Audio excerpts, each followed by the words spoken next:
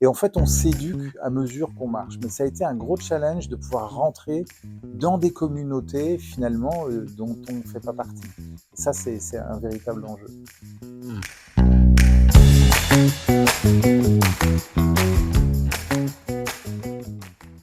L'identification de compétences techniques tout au démarrage. C'est-à-dire qu'en fait, moi, je ne viens pas du tout de l'environnement du logiciel embarqué.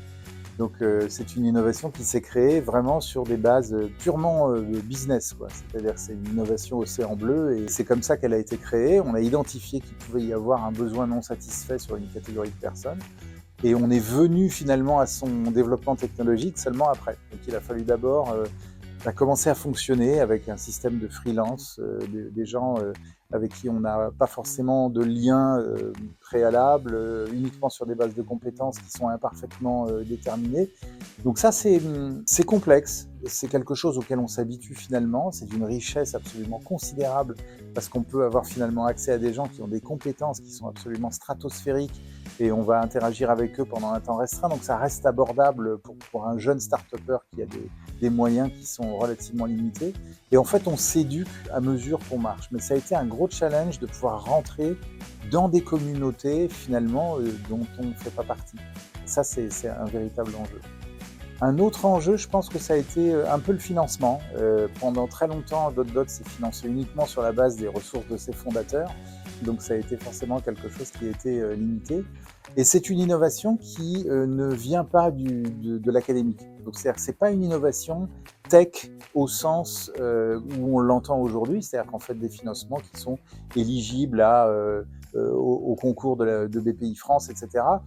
Ça ne fait pas partie des dossiers qui sont éligibles. Donc ça veut dire que c'est un canal sur lequel il faut inventer aussi la manière avec laquelle on se finance. On n'a pas la lisibilité des grands dispositifs académiques, on n'a pas la lisibilité du CNRS, du CEA ou d'autres choses, comme étant un projet qui est déjà quasiment fléché sur une technologie extrêmement bien protégée.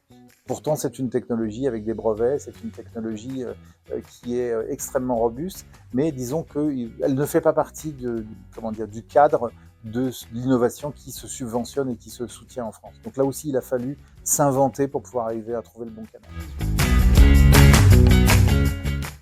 Au moment de la participation à Techinov, on avait à peine un prototype fonctionnel quand on est venu le présenter. Il avait déjà un certain nombre des caractéristiques de ce qu'allait devenir notre produit, mais il n'était pas prêt au niveau de ce qu'on appelle un produit vendable, produit minimum, quoi, qui nous permet d'arriver à commencer à générer du chiffre d'affaires.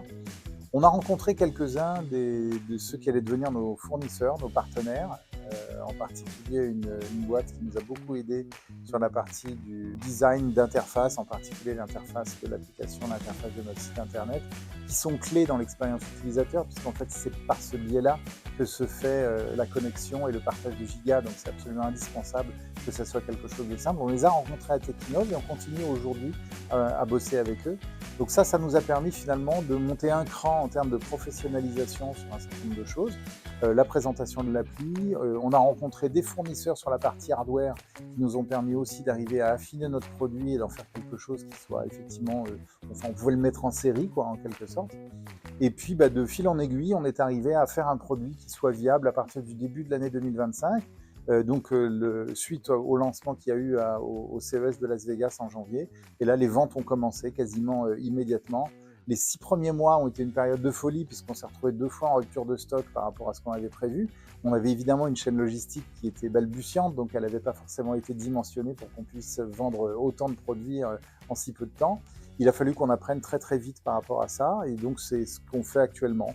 On développe une chaîne logistique avec des fournisseurs, tous français pour l'essentiel, puisque les boîtiers sont fabriqués à l'usine Renault de Flins suite à l'incubation qu'on avait eue là-bas à l'incubateur de la Refactory.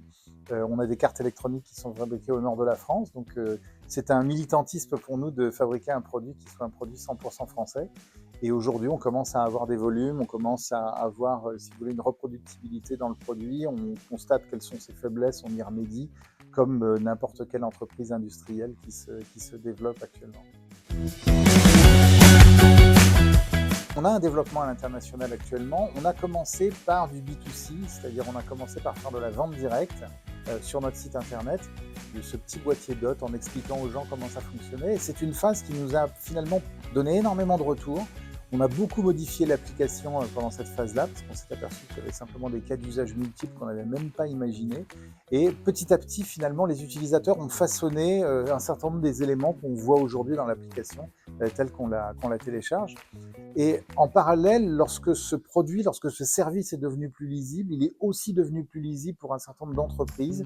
Et on a démarré une activité B2B, on va dire à peu près au milieu de l'année 2025, en particulier avec des opérateurs de téléphonie mobile, parce qu'il s'est avéré que notre produit et notre service était un bon relais pour le déploiement de l'accès à Internet, en particulier dans des zones où il n'y avait pas forcément une connexion existante. Donc le déploiement de la 5G, qui est très coûteux en CAPEX, et à ce moment-là, les gens ont la possibilité de prolonger, de démultiplier les performances d'une antenne grâce au partage de gigas qu'il peut y avoir sur d'autres boîtes.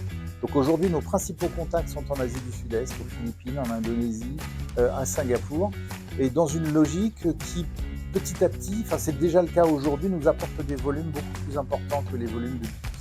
Donc c'était amusant, intéressant de voir cette espèce de bascule. Le B2C nous a construit, il nous permet finalement aujourd'hui d'être lisible sur du beaucoup plus gros volume par des partenaires qui vont relayer la diffusion de cet Internet un petit peu original où finalement on n'a pas besoin forcément de réseaux extrêmement puissants et énormes dans une zone urbaine, mais on a besoin de réseaux qui soient plus proches. Voilà, et c'est ça qui se construit petit à petit.